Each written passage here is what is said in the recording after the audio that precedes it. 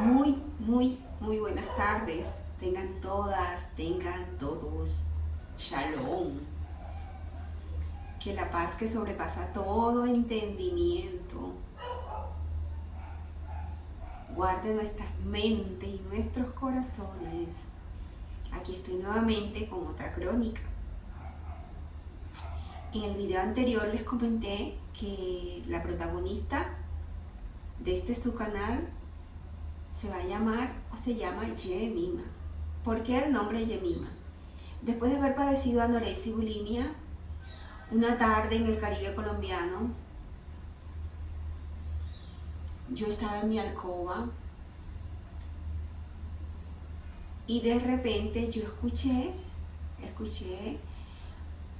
esa voz de mi ángel guardián que me dijo que buscara un bolígrafo, un lápiz y una libreta. Y yo la busqué y mi mano empezó a escribir trazos que yo no entendía, a escribir.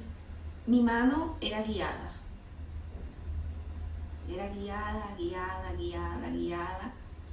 Y yo me dejé llevar porque me encantaba,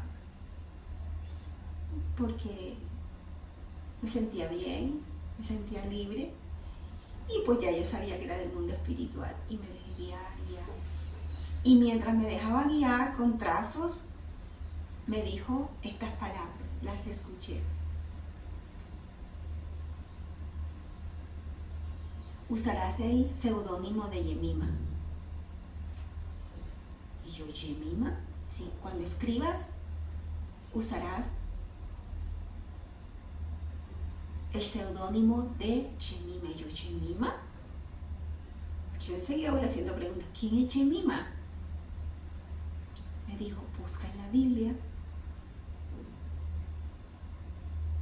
Yo tenía una Biblia ya desde los 18 años, ya yo tenía mi Biblia personal, que me la regaló una amiguita, voy a decir el nombre, Fidel y Espidia.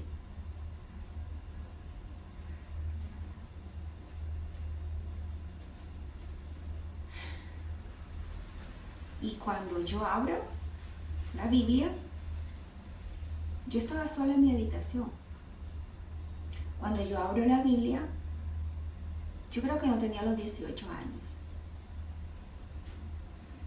Aparece la historia de Job. Job fue un patriarca del Antiguo Testamento que el Shaddai, que en hebreo significa el Todopoderoso, le permitió pasar por muchas pruebas en su vida, muchísimas. Yo no lo conocía,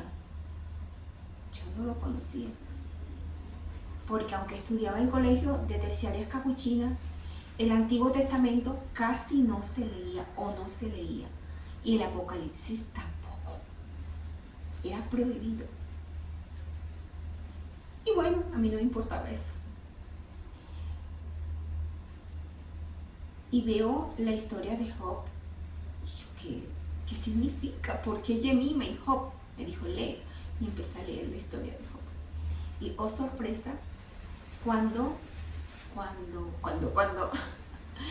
Job ya es restaurado, ya ha pasado por todas las pruebas, Dios le devuelve la prosperidad, le devuelve la salud. También le permite tener 3 hijas. Después de toda esa tragedia, le permite tener 3 hijas. Una de ellas se llama Yemima. Cada una de ellas tiene un significado. Otra se llama Canela y la otra no me acuerdo porque te estoy hablando de hace muchos años que lo leí. Pero a mí me dijo, tú usarás ese seudónimo de Yemima. Lancé mi libro o lo publiqué. Yo también sufrí de anorexia el 20 de diciembre del 2010 y no coloqué Yemima, yo coloqué Estela Pretel.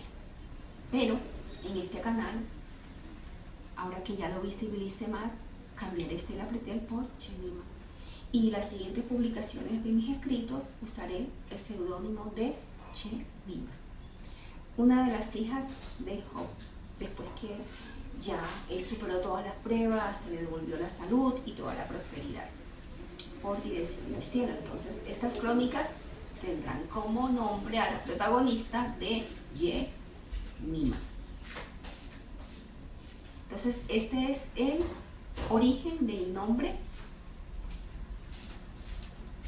que se le ha dado a esta crónica y a este libro. ¿Por qué se escogió este nombre? Bueno, quiero añadir otra. Me pica la lengua por añadir otra. Cuando Jemima tenía 4, 3 o 2 años, su papá se iba muy temprano a trabajar a su oficina. Su mamá pues se quedaba en casa. Mi mamá fue una de las primeras mujeres que abrió un colegio allá en el Caribe colombiano con el aval de la Secretaría, del Ministerio de Educación. Fue la primera mujer que de sus propios recursos montó un colegio para ayudar a todas las personas que no sabían leer ni escribir. Eso fue antes de casarse, pero después que se casó con mi papá, ella dejó todo por amor y se entregó a su padre. Entonces, cuando Jemima tenía 2 o 3 años, ella no fue muy temprano al colegio. Ella entró al colegio como a los 6 años. Más sin embargo, aprendía muchas cosas en su hogar y descubrió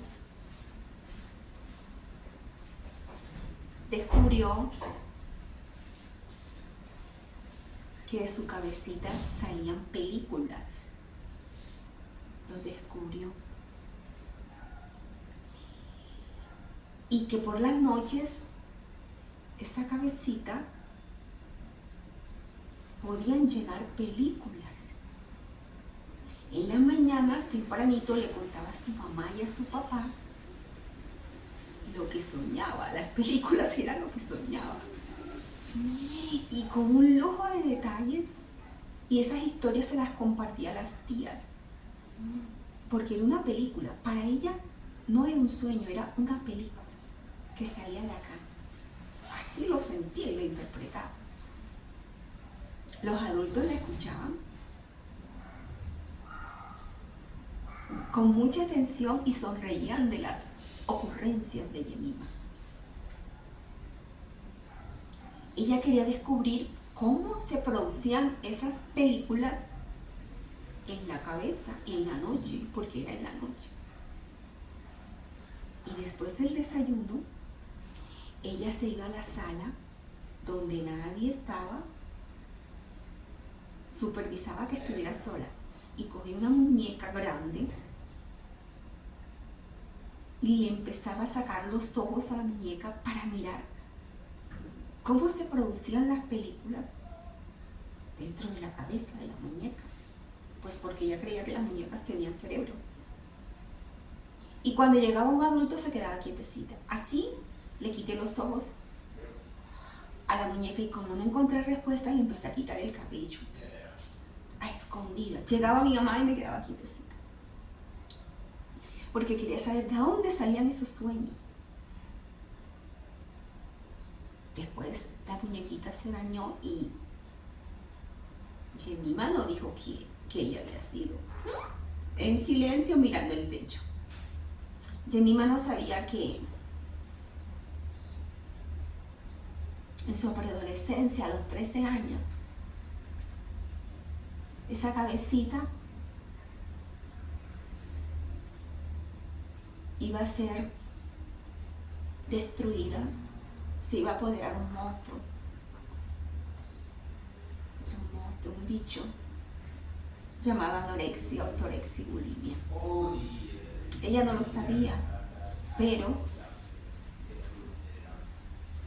tenía una inquietud desde muy niña, qué era lo que pasaba dentro de esa cabeza.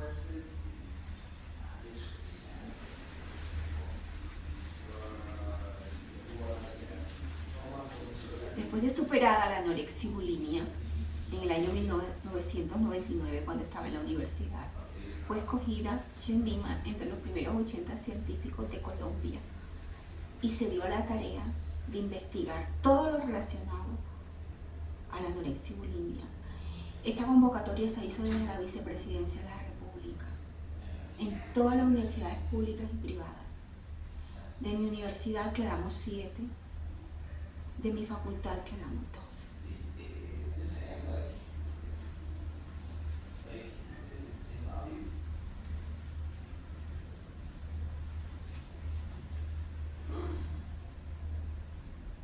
Escuchemos a nuestros hijos desde la primera infancia, observémoslo, qué es lo que les gusta, porque la primera infancia es el capital de todo ser humano, es el capital, la primera infancia. Ahí está la huella de los talentos, de las actitudes, de las cualidades de todo ser humano en la primera infancia. Es sagrada.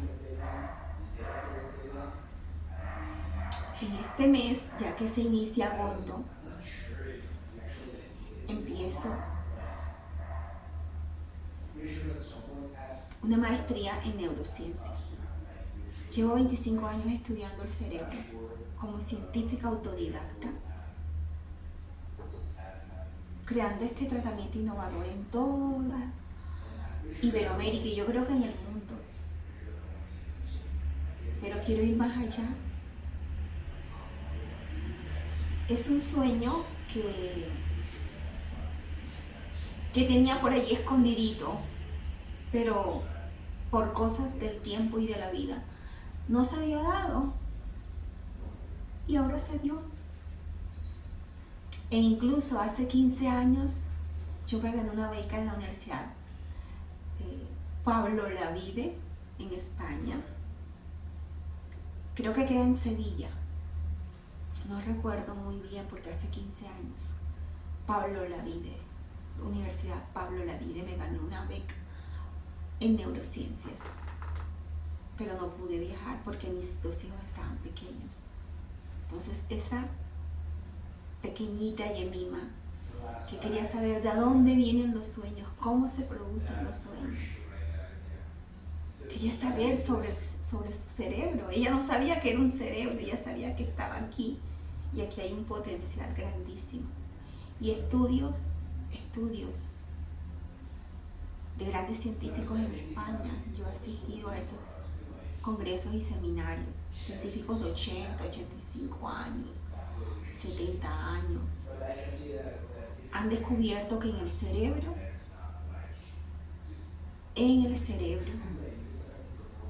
está el alma, se radica el alma, porque han hecho estudios con cientos y cientos y cientos de personas que han fallecido e inmediatamente las pesan. Médicos que han trabajado en anfiteatros las pesan y la diferencia entre todas las personas que fallecen, todas, en gramos es la misma.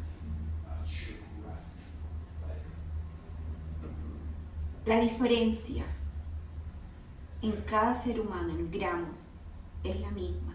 De ahí han deducido que el aliento de vida que sale, creo que son 230 gramos.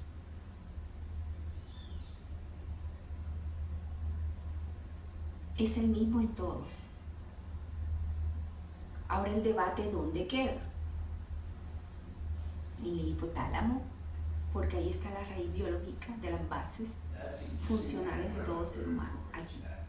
Es algo pequeñito, más pequeñito que la semilla de una mostaza, de una lentejita, y así de pequeñito controla todo el cerebro. Y ellos han deducido, y yo estoy completamente también de acuerdo, porque está la raíz biológica. de hambre, saciedad, sexualidad, reloj biológico, temperatura corporal, voluntad, miedo. Ahí está todo.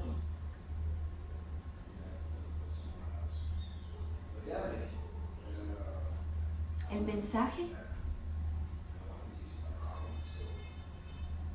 escuchemos desde la primera infancia la voz de nuestros niños y nuestras niñas. Que ellos te digan, es que yo escucho una voz, yo tengo un amiguito invisible. No se burlen, escúchenlo e indaguen.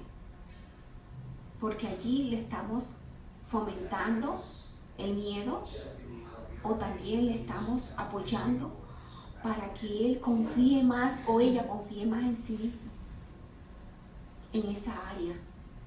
Todas mis tías me escuchaban, mi abuela me escuchaba, mi papá me escuchaba en la primera infancia.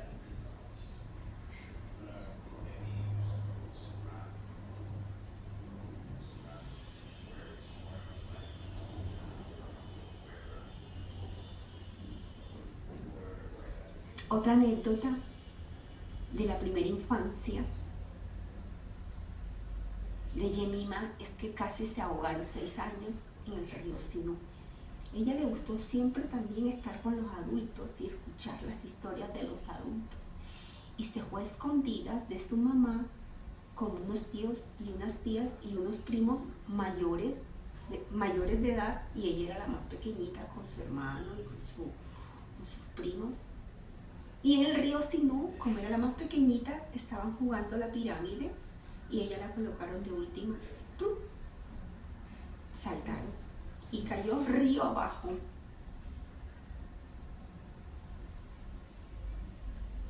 Río abajo en una olla. No sé en qué otra parte del mundo, pero en el Caribe colombiano se le dicen ollas en el río, esos movimientos circulares que absorben, que chupan al ser humano y se lo tragan. Bueno, eso me hundió. Y yo sabía que ya me estaba ahogando, pero no sentía nada. Por eso puedo testificar que la muerte de los niños no duele, porque yo me estaba ahogando, me estaba hundiendo, ya iba. Y alcancé a abrir los ojos y veía las aguas turbulentas, pero no sentía nada. Por allá escuché a mi prima, la que me llevó, se está ahogando Estelita. Y uno de mis primos más altos, que sabía nadar, se tiró al río, se introdujo y me sacó por el tobillo, me aló y me tiraron a la playa y me sacaron agua, pero yo estaba bien. En el siguiente video le contaré cómo esa niña, después de ese sueño que tuvo a los 7 años, la misma noche, el mismo día que casi se ahoga, la conectó a los cielos. Esa misma noche, ese mismo día de ese suceso que casi se ahoga, tuvo un sueño en donde fue llevada a los cielos en sueño. Fue llevada a la Nueva Jerusalén en los cielos.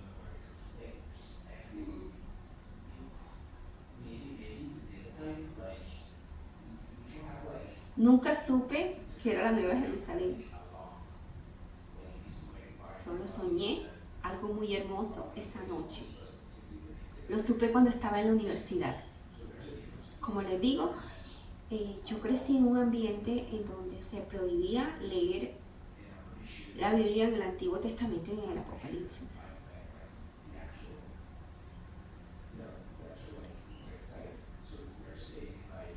La muerte de los niños no duele, porque el ángel guardián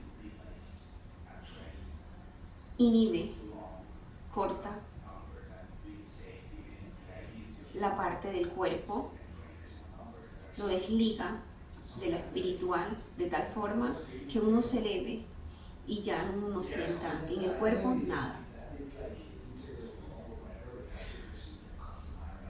Muy buenas tardes.